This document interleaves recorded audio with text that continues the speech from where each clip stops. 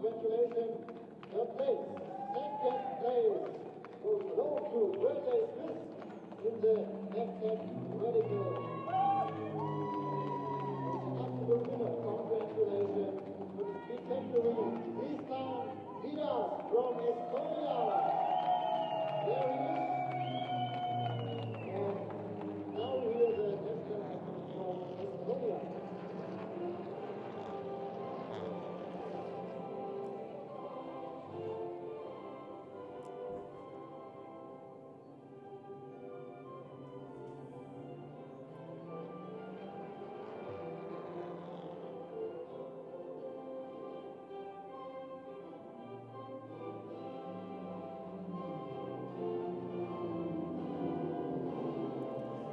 The national anthem of Estonia in honour of our race winner Tristan Vidas. So he wins the first round Radical European Masters from Bradley Smith and then Mark Smithson and Stuart Mosley. So that has been a very entertaining opening round of the season. From Will Brown and myself, Ben Evans, will say goodbye and look forward to your company here at the Nürburgring tomorrow.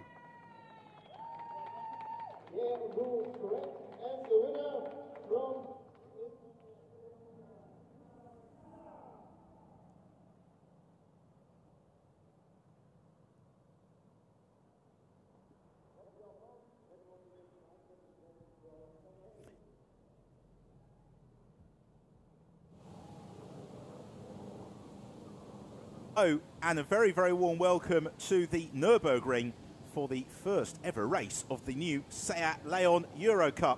It is the first of 6 stops in what promises to be a very busy season for these immaculately prepared cars. So hello from myself, Ben Evans. Welcome to a sunny but chilly and somewhat blustery Nürburgring circuit, where fortunately the fog that developed the circuit yesterday has cleared. It's given us perfect conditions for this race from the SEAT Leòn Eurocup, with pole position having been claimed by Stefano Camini by 3/4 of a second.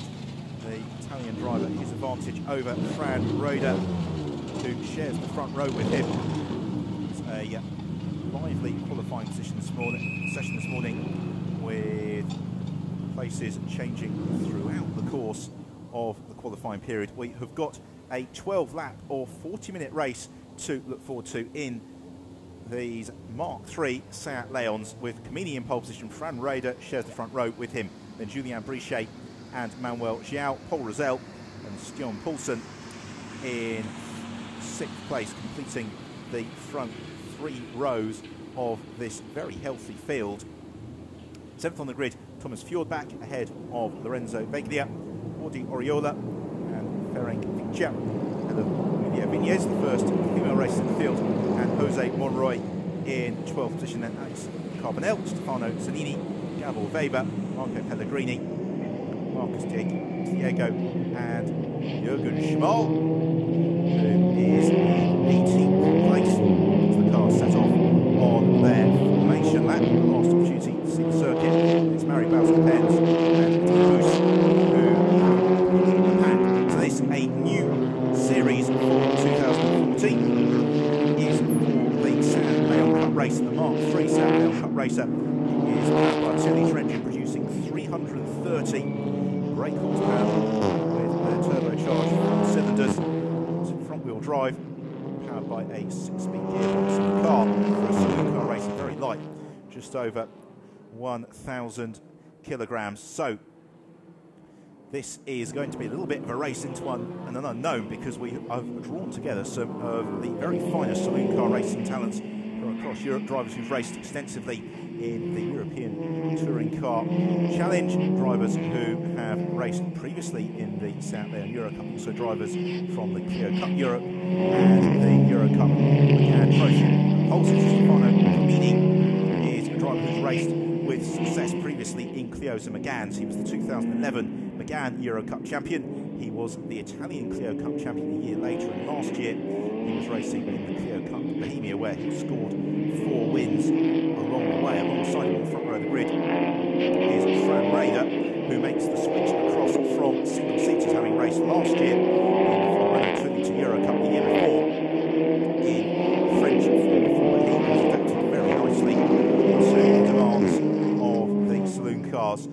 Third on the grid is Julien Brichet, who makes the switch over from the French GT Championship. He's also raced the Z Racing Cup in France, but he has scored multiple victories, and he's a former Seat Cup of France champion back in 2010 in the previous generation of the Seat Leòn racer. Fourth on the grid, driver makes the switch across from the International GT Open, Paul Rosell, where again, though he has started his saloon car career racing in the Seat Leòn Cup of Spain, where he was fourth several seasons ago before making the step on to GT. So as the sunlight beats down on these cars, 40-minute maximum race duration, but hopefully it will be 12 laps instead that we'll get to enjoy. And the cars really have been turning heads in the paddock all weekend. They look absolutely spectacular, immaculately prepared, all of them. And they look exactly as you would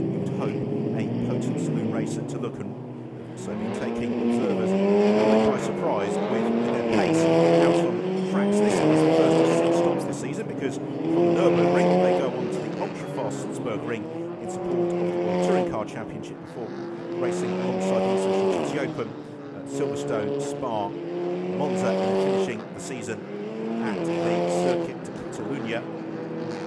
Such a healthy entry for this first race weekend of the season as well. This is a series that is sure to grow and grow. So the cars coming back to the grid at the end of their formation. That pole sitter, Stefano Camini, he is the predominantly white car then with the blue bonnet. Alongside him, the Spanish driver Fran Rueda, and his car is, broadly speaking, carrying the livery of the Spanish flag, white bonnet with then the yellow and red trim.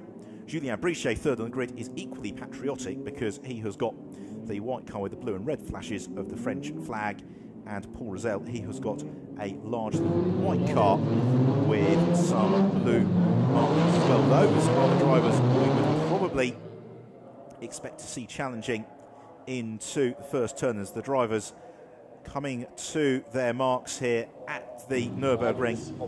Just over 5 kilometres, the length of the Nürburgring Grand Prix circuit, which is largely unchanged with the exception of the first technical section since its completion in 1984, and of course Ayrton Senna legendarily winning that opening race for the Mercedes saloon cars. So the last couple of cars, Adina Boos and Mari Baus-Coppens, coming into position at the very back of the grid, which they do now. So we're about to get the signal from the marshal at the rear of the field.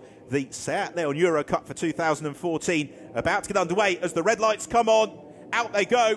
Who gets the jump from the line? It's not a brilliant start from the pole sitter Stefano Camini. It's a brilliant start though from Thomas Fjordbach a little bit further down the order, but as they sprint towards the first turn, it's Julien Brichet to the outside of Stefano Camini as they all tip into the very tight opening hairpin and cleanly make it through as well. It's Camini who's got the advantage. Second place is Brichet. Third place is Fran Rueda as they sprint out to turn 2. So again, tight and twisty turns 3 and 4.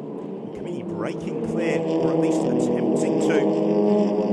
It's possibly Stian Poulsen who has come up well into third position as well. The experienced Danish driver it is, so it's Poulsen in third. It means that Rueda has been shuffled down into fourth position as they jig downhill through turns 5 and 6, and then on to the bottom hairpin at turn 7. And already Stefano Camini trying to make good his escape over Julien Brichet, although he has got Brichet and Poulsen for company. Then it's Rueda and Rosell. Manuel Jiao in his very different car in 6th, just ahead of the fast starting Thomas Fjordbach, but it's Stian Poulsen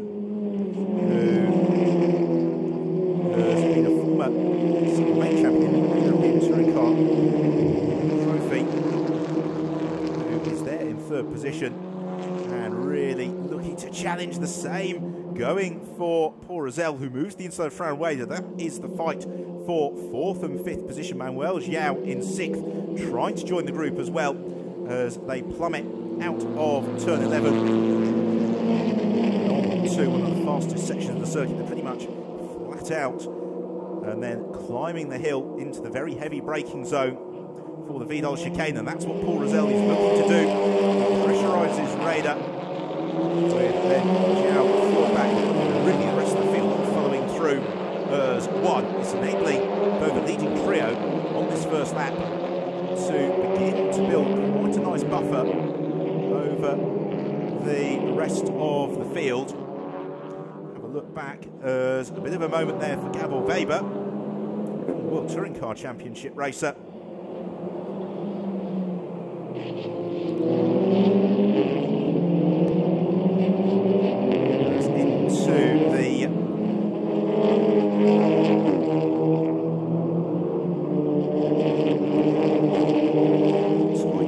They go once more. Raider in fourth position, doggedly defending his position here from Paul Rosell. Almost makes contact, in fact, with Rosell as they head downhill. Meanwhile, at the head of the field, Stefano Camini under pressure from Julien Brichet.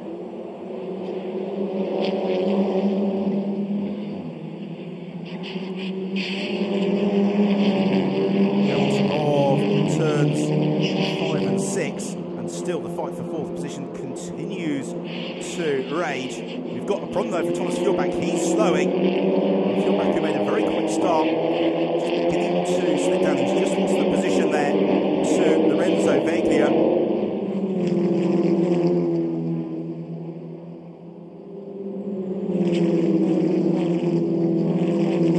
And Fjordbach pulls off the road out of the race. So disappointment for Fjordbach, who made such a good start, as Raider and Rosell side by side, and Paul Rosell looking to go through here into fourth position. He gets squeezed onto the curbs. Aggressive stuff this from Fran Raider. This is a circuit though that Raider knows well from his time competing in the Formula Renault 2-litre Eurocup.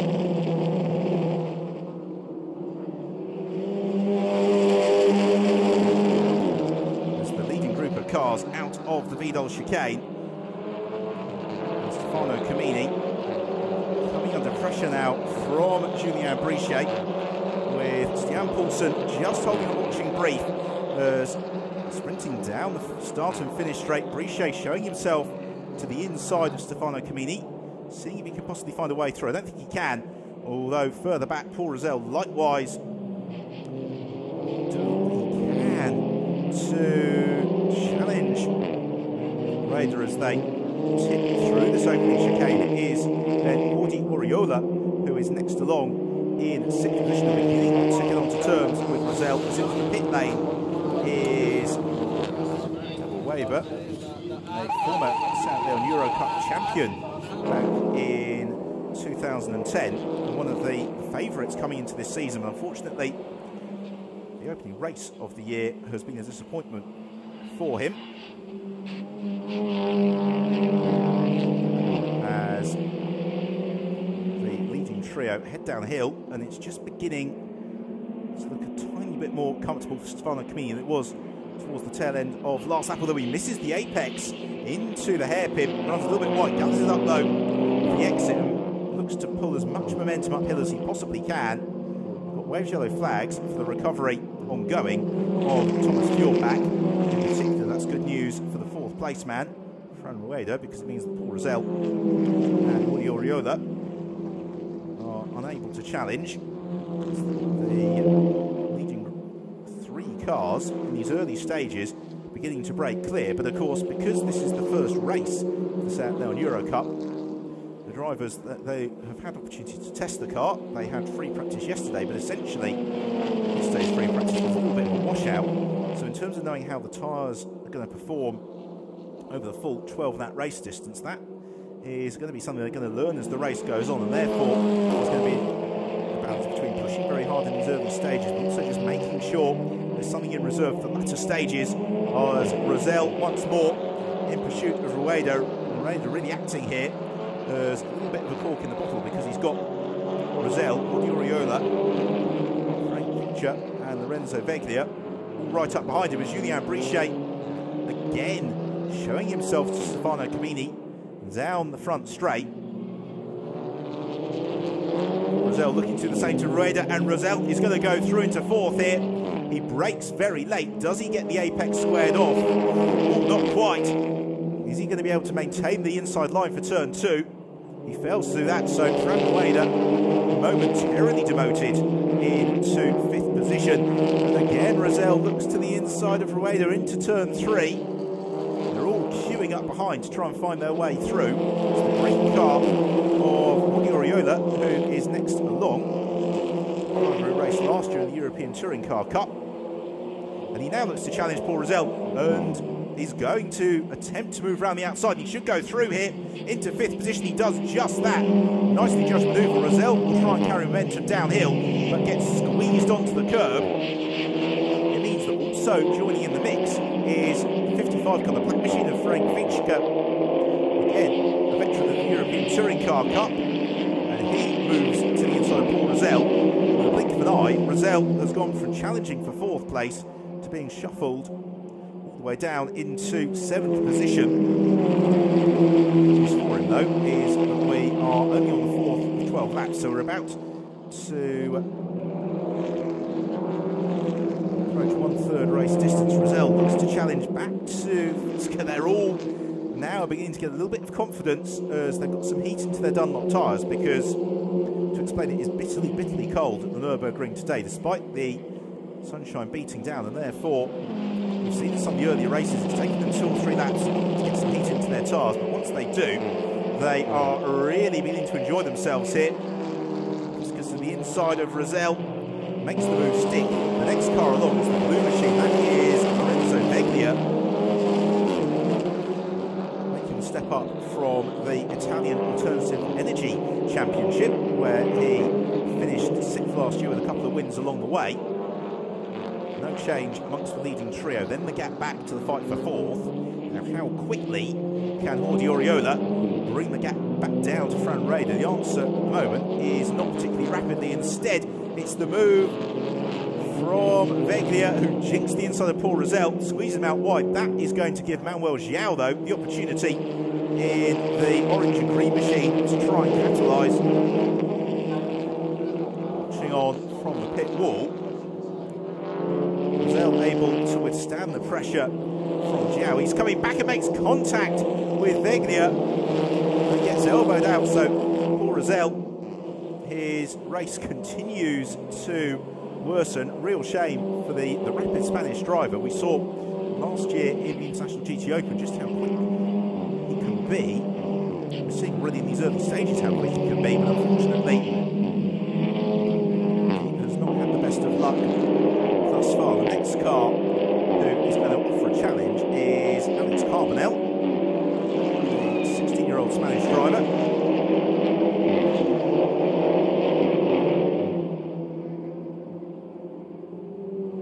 Sprinting uphill is Lorenzo Veglia, who heads this particular train of cars. They are busy fighting over 8th position. Here we see the move again.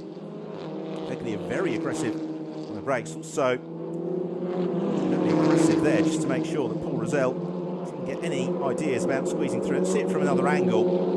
Rosell was to the inside. Veglia outbrakes himself and then moved across just to make sure he defended the position. That gave Manuel João the opportunity then to try and pounce and squeeze back through. Back out on track, we have got Gabor Weber. He goes then further lap down to Stefano Camini, who has got Julien Brichet really close up to his tail. Steen Paulsen, for the moment, has just been dropped by this leading duo. Camini setting a very stout pace. He's being chased all the while by the Frenchman, Julien Brichet. It's a 24-year-old Italian Stefano Camini leading ahead of the 33-year-old Frenchman, Julien Brichet.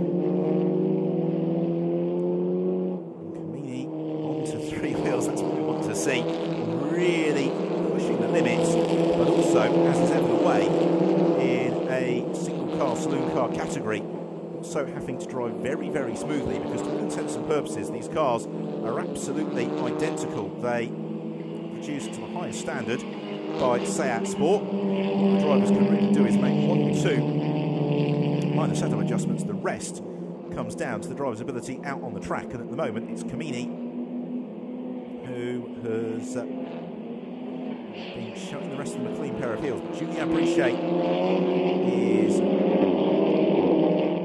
staying with him. Sprint out of the bottom hairpin through this very fast sequence, turns 8 and 9. It's pretty much flat out because the road rises so steeply, and then into the heavier braking area. Next left-right sequence, which is a potential overtaking opportunity, provided you're close enough to your rival. Provided your rival is going to be complicit in you trying to get through. There is the third place man, Stuart Poulsen. Poulsen victorious in the single make last year in the 2012 European Touring Car Cup. He's raced in Seats throughout the majority of his career. Stuart Poulsen. Brichet still in pursuit of Stefano Kamini.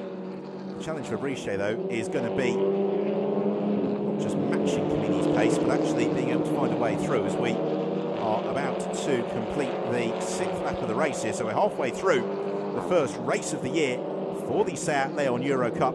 Stefano Kamini leading the way from Julien Brichet, and Stuart Poulsen. Fran Raider is in fourth from Riola, and then Ferenc Fitzka next along.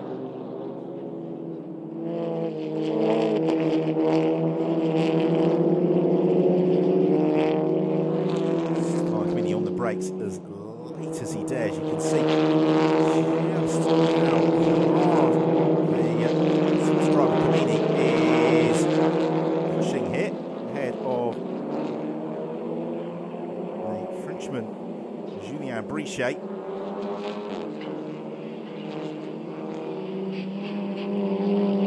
Downhill heads Kamini.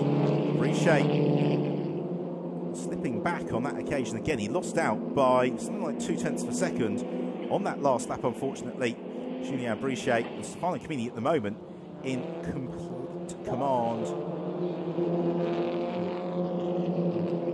of the race. It's never been comfortable for Kamini, but at the same time, he had pole position. He's not got fast lap in his credit. That went to Julien Brichet a couple of laps ago. Pair of them complexly dropping. Stuart Poulsen in third position, and even further gap back to Fran Raider in fourth place. Audio Roda still in fifth from Frank Fitzka, and then Manuel Gel, Paul Rosell, Lorenzo Veglia. It's Jose Monroy now who completes the top 10.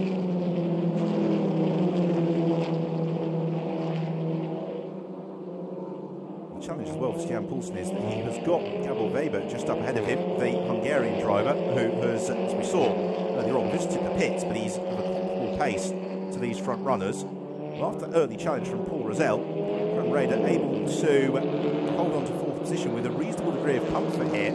It's being helped somewhat by the fact that Audio Roda, just behind, is being challenged by Frank Fitzka as the pair of them head out of the final turn, and that is enabling Raider to consolidate that fourth position. Means that in fifth is, I'd say, quite coming under pressure from Fitzka just yet, but he's certainly having to work fairly hard here to maintain that fifth place. Fitzka in turn has got a reasonable advantage over Manuel Jiao. The gap from 6th to 7th out to almost 2 seconds. It means that Fitzka can really focus all his energies on challenging the car in front of him. The Hungarian driver Frank Fitzka in pursuit of Duriota, one of the closest battles we've got in the field. And one of the things I've got to be mindful of here is that because the weather yesterday was absolutely atrocious, the track really has been washed clean overnight, and we've seen the track speeding up session upon session through the course of the day. It's very, very dusty offline. For the drivers, we're seeing when they do make a slight mistake, snatching a brake or the like, and they run offline, the error, albeit quite a minor one, is being disproportionately penalised. And we saw there into the hairpin just a snatch brake from Oriola. Now, is that going to be maybe Frank Fitzker to come back at him. Not quite. They've got another nice scrap forming up behind. That is between Manuel João and the charging, headlights ablaze, Paul Rosell.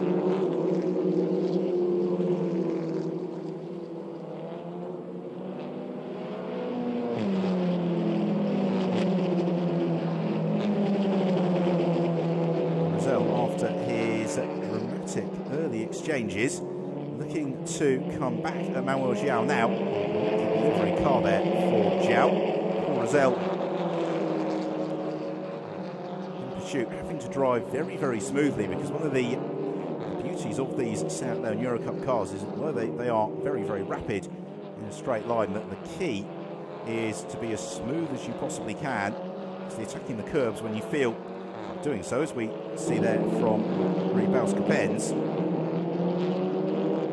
It means not snatching your braking with the braking zone. It means being clean on your downshifts and then really carrying as much momentum as possible through the corners and then accelerating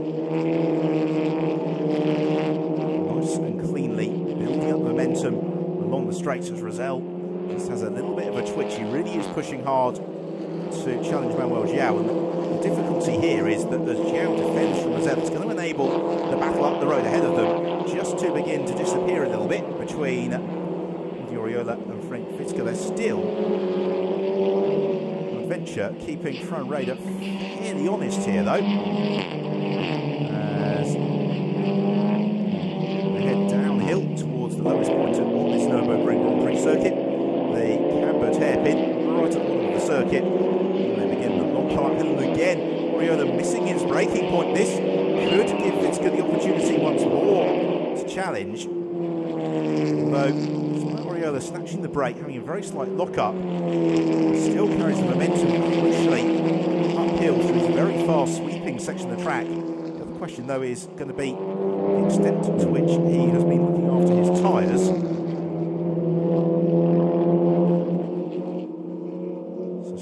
For fourth place, we could probably say that it's 5 cars strong, because Paul Rosell's able to find a way past Manuel João. Then it's not going to be too long an adventure before we get on to terms with Frank Fitzker and Oriola.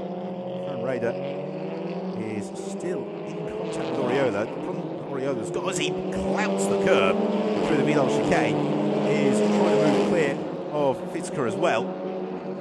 Also still got in 9th place Lorenzo Veglia, keeping them company, as well as just a little bit offline there Manuel João. He doesn't quite gather up the apex. Now this could be the opportunity for Paul Rosell. Depends whether or not João has lost any momentum coming onto this long start and finish straight as the road tumbles away downhill. João can see that Rosell is there. As a result, he just moves a car length or so closer to the inside of the road. Chance to see Oriola up onto 2 wheels, flicking the car sideways, comes to work on the bump. Doesn't really cost him, as now we've had a bit of a sort out because a mistake from Fitzker has allowed João through. It also allows, or does it, Paul Rosell through. Not quite. Rosell though going to challenge around the outside line. He runs out wide as they sprint on their way. This the change for 6th, 7th and 8th place. We didn't see the start of it, we catch the end of it, and the upshot is that Frank Fitzker has lost 2 places in the blink of an eye. First to Manuel João, then Paul Rosell. Also means he immediately is being caught by Lorenzo Veglia as well.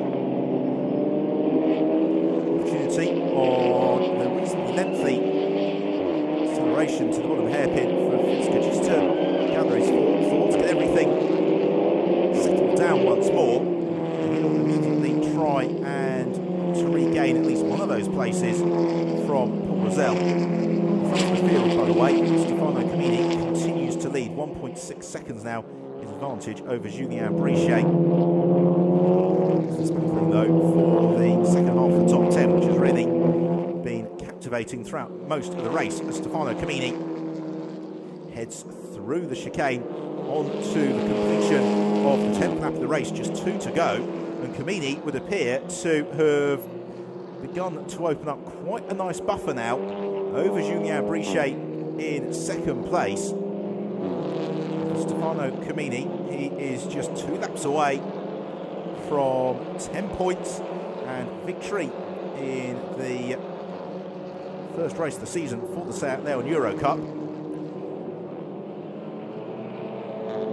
Through the hairpin, no problems there for Camini. His advantage over Julien Brichet goes out to 2.5 seconds, which suggests that Brichet had a poor lap last time around because he lost 9/10 of a second to Stefano Camini. Given how closely he was challenging the Swiss driver earlier on, that feels like a big deficit for Julien Brichet. But of course, what we don't know is how hard he has been working his tyres and whether or not they are beginning to go away from him as well. Camini, though, has looked very, very smooth both in qualifying this morning and now as the race unfolds. Took pole position earlier on, that gave him 3 championship points. He's going to get 10 more if he's able to maintain this buffer over Julien Brichet for the remaining lap and a half in 3rd place. It is still Stian Poulsen.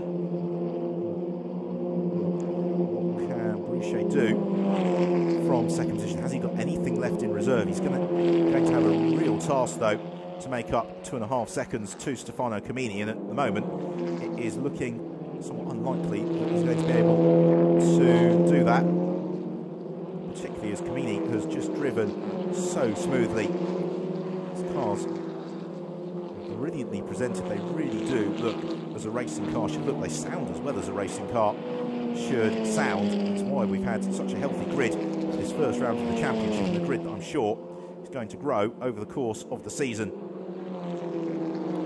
Camini just gliding over the curves at the Vidal chicane. He is just 5,000 metres away from victory. Julien Brichet has had another less than ideal lap, and he's in the first 2 sectors lost a second to Stefano Camini. So as they come across the line, he loses 1.5 seconds over the course of the lap to Stefano Camini, and Julien Brichet, well, he's 5 seconds clear of Stian Poulsen, but he can't afford to ease off too much here, Julien Brichet, because otherwise Stian Poulsen will be on his tail, looking to give him a little bit of a challenge on this last lap as Oriola once more using all of the curves, maybe a little bit more in his efforts to keep Manuel João at bay, because they and Paul Rosell all running in fairly close company.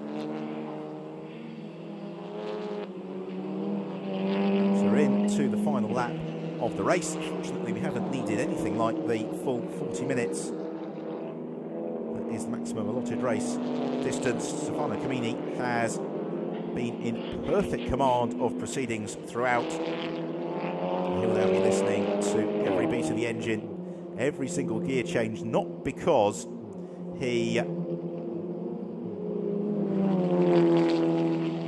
thinking anything is going to go wrong. It's more that he, as all racing drivers do, when you're in the lead of the race, you're out front in the latter stages, you just want to make sure that you bring the car home through to the checker flag with no dramas whatsoever, and that is what Camini is well on course to doing, although he does run out right to the periphery of the gravel trap there, but he's only a couple of corners away now.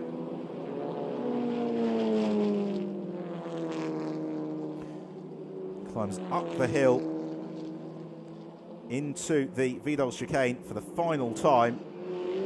Just 1 corner now between Stefano Camini, the checker flag, and victory in the first round of the SEAT Leon Eurocup.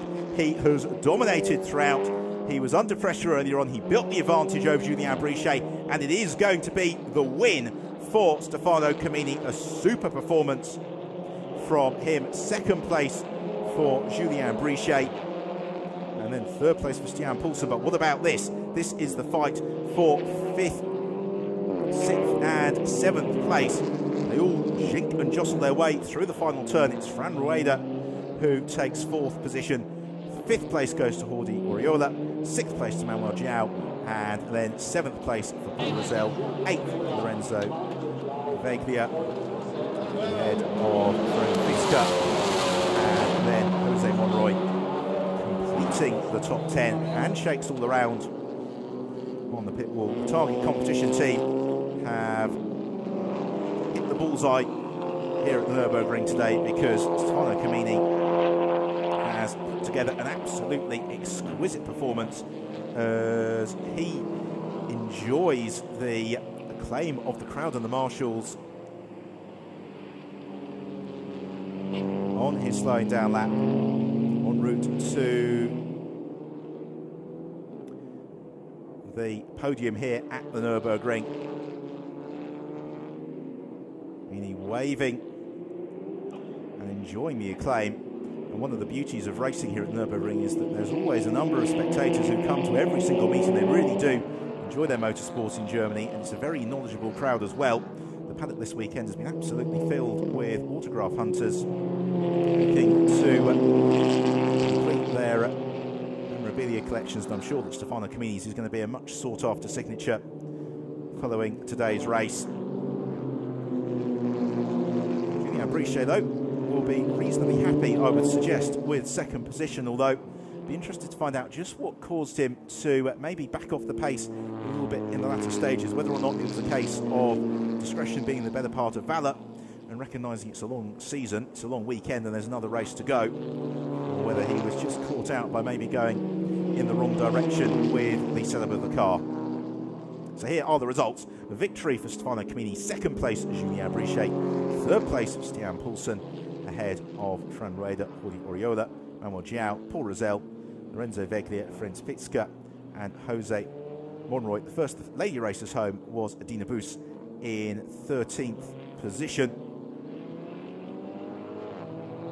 ahead of Jürgen Schmal, who completes the top tranche of the field. It was Julien Brichet who set the fastest lap of the race. He did that quite early on in proceedings on the 5th lap of the race, just before we hit half race distance, but thereafter began to fade. The Andorran Maria Viñez finished in 15th ahead of Marie Baus-Coppens. Disappointing day for both Thomas Feuerbach and Gabor Weber, because I think they are two drivers we can expect to see challenging for victories as the season progresses. For now, though, it's the opportunity to celebrate for Stefano Camini and the target competition team. He pats the roof of his steed, gives the camera a little bit of a kiss as well,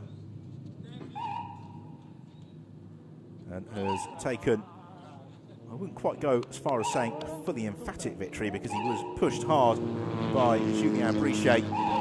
Nonetheless, he was able to come home and take the flag 5.5 seconds clear.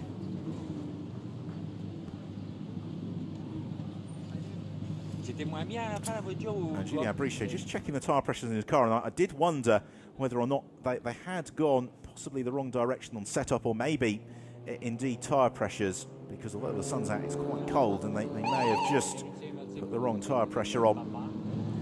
Slightly caught them out. Stian Poulsen in third place.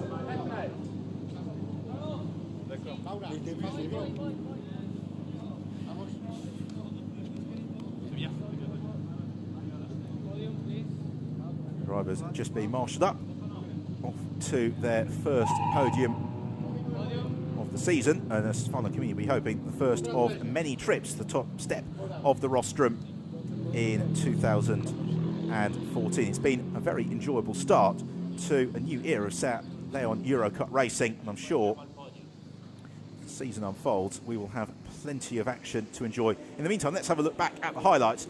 And to start with, it looked as if Camini had been slow away. It was Feuerbach who rocketed from the line, and Camini did indeed have to defend as they sprinted towards turn one from both Julien Brichet and a fast starting Fran Reda. However, Camini did enough to keep his car in the right place at the right times to lead through the opening hairpin, and thereafter was able to lead through to checker flag. Gabor Weber had one of those days he, I'm sure, would rather forget, as did Paul Rosell, who was in the thick of the action throughout. He had the pace.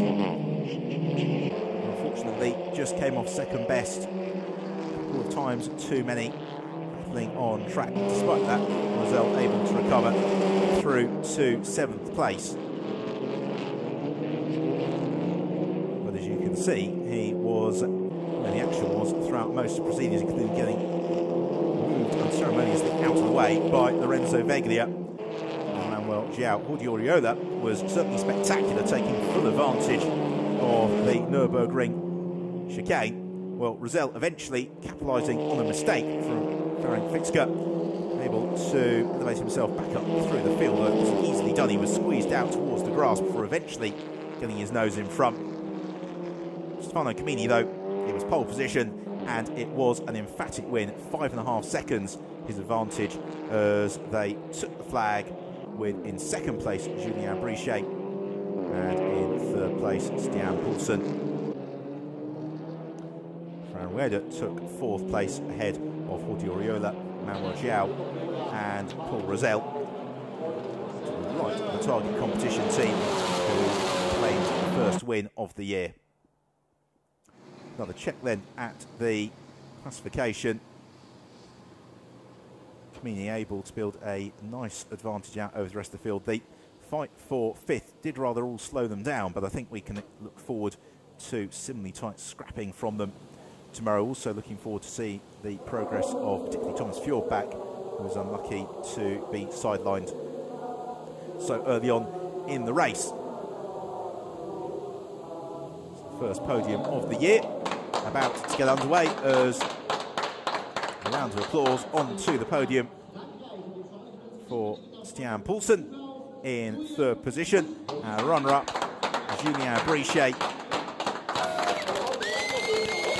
The light of the mechanics assembled in the Parc Fermé area. And then our race winner Stefano Camini onto the top step of the rostrum. A huge cheer from the target competition team.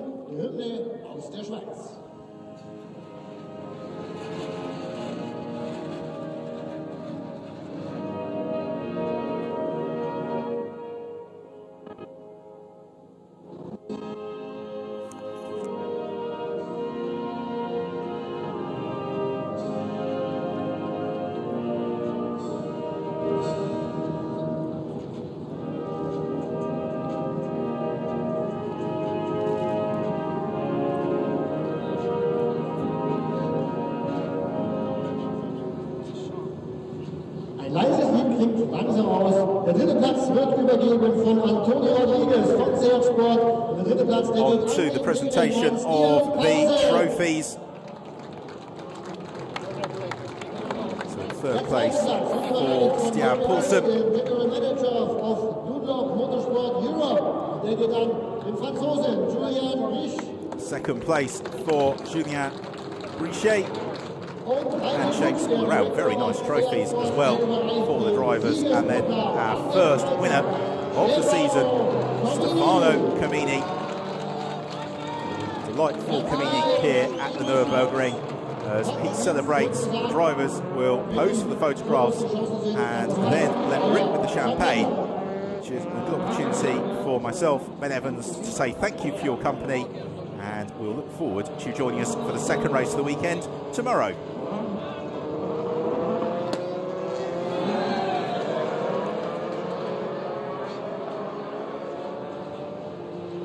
Ja, we staan aan die green, ja.